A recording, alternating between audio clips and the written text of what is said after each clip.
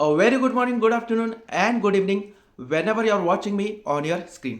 इस particular video में हम बात करेंगे इंडिया वर्सेस इंग्लैंड के बीच में खेले गए सेकंड सेमीफाइनल के बारे में।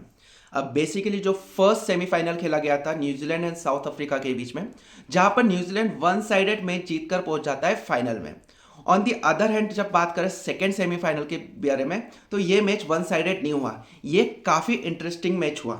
अब होता यूँ है कि इंग्लैंड यहाँ पे टॉस जीतता है और इंडिया को इन्वाइट करता है बैटिंग के लिए।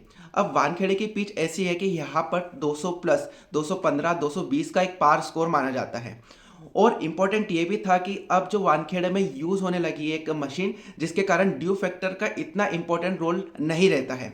तो यहाँ पर जब इंडिया फर्स्ट बैटिंग करने आया तो एक्सपेक्ट किया जा रहा था कि 200 प्लस का स्कोर आसानी से इंडिया बना लेगा और शुरुआत भी कुछ वैसे ही करता है। यदि अभिषेक शर्मा को हटा दे तो लगभग सारे प्लेयर वही टारगेट के लिए जा रहे थे। अभिषेक शर्मा अगेन वापस से फ्लॉप होते हैं। स्पेशली ये मैच काफ़ी इंपॉर्टेंट था इंडिया के पॉइंट ऑफ व्यू से, क्योंकि यहाँ पर इंडिया को एक अच्छी शुरुआत चाहिए थी।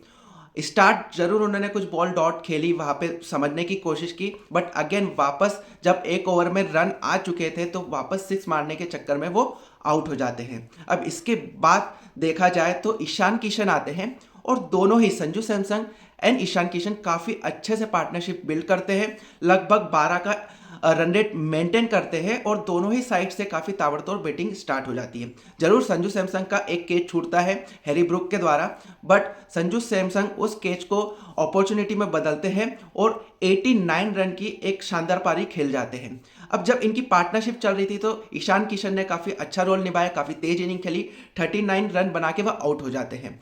उसके बाद इंडिया इस बार प्रमोट करता है एक अगेन लेफ्ट हैंडेड बैट्समैन और पिच को ध्यान रखते हुए शिवम दुबे के ऊपर। अब ये दोनों ही संजू सैमसन एंड शिवम दुबे काफ़ी अच्छे से स्ट्राइक रोटेट करते हैं, स्पिनरों को टारगेट पे लेते हैं शिवम दुबे और फास्ट बॉलर को टारगेट पे लेते हैं संजू सैमसन।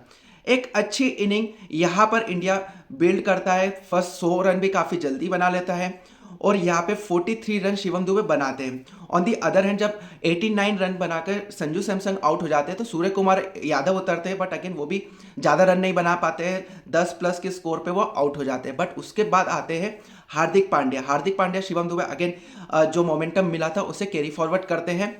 जरूर शिवम दुबे रन आउट हो जाते हैं, बट उसके बाद जब तिलक वर्मा आते हैं आखिरी के 3 ओवर में तो काफ़ी ताबड़तोड़ बल्लेबाजी करते हैं, स्पेशली जोफ्रा आर्चर को काफ़ी अच्छे से 3 छक्के लगाते हैं। हालांकि वो रन 20 प्लस का ही बनाते हैं, बट वो अपनी इनिंग खेल जाते हैं लगभग 300 के स्ट्राइक रेट से। अब पूरी इनिंग में देखा जाए तो इंग्लैंड की तरफ से सिर्फ विल जैक थे जिन्होंने काफ़ी अच्छी बॉलिंग की थी अकॉर्डिंग टू कंडीशन, और वो एक गलती कर जाते हैं, आखिरी ओवर हार्दिक पांड्या को डालने आ जाते हैं जहां पर वो 3 छक्के खा जाते हैं और इंडिया का स्कोर 250 प्लस 253 पे 7 विकेट पर 20 ओवर में बन जाता है। अब देखा जाए एक नॉर्मल कंडीशन में तो ये जो स्कोर बनाया था इंडिया ने आसानी से डिफेंडेबल था। एक्सपेक्ट किया जा रहा था कि यहाँ पे आराम से इंडिया कम से कम 30 से 35 रन से जीत जाएगा और ऐसा स्टार्ट होता भी है। जब इंडिया बॉलिंग करने आती है तो स्टार्टिंग में फिल सॉल्ट, जॉश बटलर और उनके कैप्टन हैरी ब्रूक ये जल्दी और सस्ते में आउट हो जाते हैं, बट देन फिर उसके बाद आती है चेकअप बेथल की शानदार इनिंग। वो इनिंग शतकीय नहीं होती है, साथ ही साथ वो इस तरीके से डिस्ट्रॉय करती है इंडियन बॉलिंग को, स्पेशली जो स्पिनर्स आते हैं, अक्षर पटेल आते हैं आपके, उसके बाद वरुण चक्रवर्ती, इनको काफ़ी टारगेट पे रहते हैं, लगातार छक्के मारते हैं, उनके साथ देते टॉम बेंथन, देन उसके बाद विल जैक्स, और एक टाइम पे ऐसा लग रहा था कि इंग्लैंड काफ़ी आसानी से चेस कर जाएगा।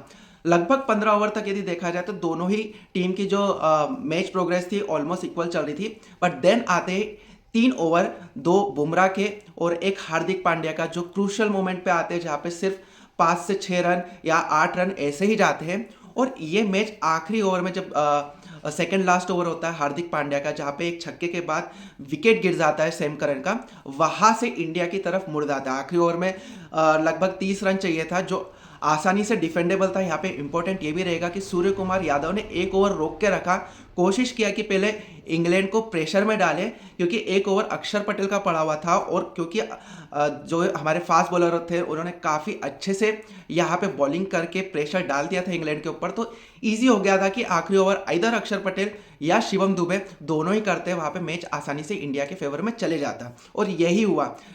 जरूर लास्ट ओवर शिवम दुबे ने 3 छक्के खाए, बट वो मैच तब तक इंडिया की तरफ मुड़ चुका था और इंडिया ये मैच 7 रन से जीत जाता है। अब इंपॉर्टेंट ये था कि ये मैच काफ़ी क्लोज गया, हो सकता था कि एक आधी शॉट इधर उधर होता तो ये ड्रॉ हो जाता या इंग्लैंड के फेवर में चले जाता।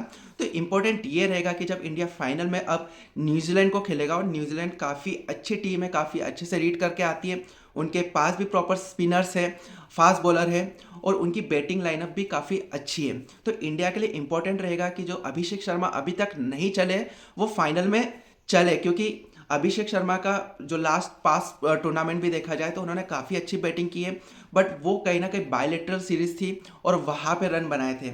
और जब तक आप कोई बड़े वर्ल्ड कप या कोई बड़ी सीरीज या नॉकआउट मैच में परफॉर्म नहीं करो, आप एक बड़े प्लेयर नहीं खिलाते हो। तो आपके लिए इंपॉर्टेंट है कि नेक्स्ट मैच में वो इनिंग खेले जो पूरे वर्ल्ड कप में नहीं गई है। साथ ही साथ इंडिया के बॉलरों के पॉइंट ऑफ व्यू से देखा जाए तो जसप्रीत बुमराह, हार्दिक पांड्या काफ़ी अच्छी बॉलिंग कर रहे हैं, अर्शदीप ने भी काफ़ी अच्छी बॉलिंग की, बट काफ़ी वाइड्स उनसे गिरी। इंपॉर्टेंट ये है कि वरुण चक्रवर्ती अभी तक इस पर्टिकुलर टूर्नामेंट में वो परफॉर्मेंस नहीं दे पाए, और हुआ भी यही है कि जितने भी बैट्समैन आए हैं उन्होंने टारगेट किया वरुण चक्रवर्ती को, क्योंकि वो कहीं ना कहीं स्पिन बॉलिंग का रीढ़ की हड्डी बनते हैं इंडिया की। तो यहाँ पे इंपॉर्टेंट होगा कि वरुण चक्रवर्ती आइदर अपनी फॉर्म को वापस लाए या टीम इंडिया उनको रिप्लेस करके आइदर मोहम्मद सिराज यदि फास्ट बॉलर ऑप्शन पे जाना है या फिर कुलदीप यादव को वापस लेकर आए। अब इंपॉर्टेंट ये था कि इंडिया सेमीफाइनल जीता, साथ ही साथ जो 2022 में इंग्लैंड से ही हम सेमीफाइनल हारे थे T20 वर्ल्ड कप में, उसका बदला भी हुआ है। अब यहाँ पे इंपॉर्टेंट है कि India back to back finals खेल रहा है बड़े टूर्नामेंट के। 2023 के बाद से उन्होंने 2024 का वर्ल्ड कप का फाइनल भी जीता, चैंपियंस ट्रॉफी का फाइनल भी जीता, और यहाँ पे अब इम्पोर्टेंट हो जाता है कि इंडिया ये वाला फाइनल भी जीते। ऑल्दो सामने कीवीज है, कीवीज काफ़ी अच्छे माने जाते हैं, बट उनके साथ एक चीज़ ये भी है कि वो भी बड़े मैचेस में चोक कर जाते हैं। तो इम्पोर्टेंट ये होगा कि इंडिया प्रॉपर प्लानिंग के साथ जाए, और स्पेशली जो फिन एलन जिन्होंने लास्ट टाइम काफ़ी अच्छी बैटिंग की थी उनके खिलाफ प्लान करके जाए और फाइनल भी आसानी से जीते।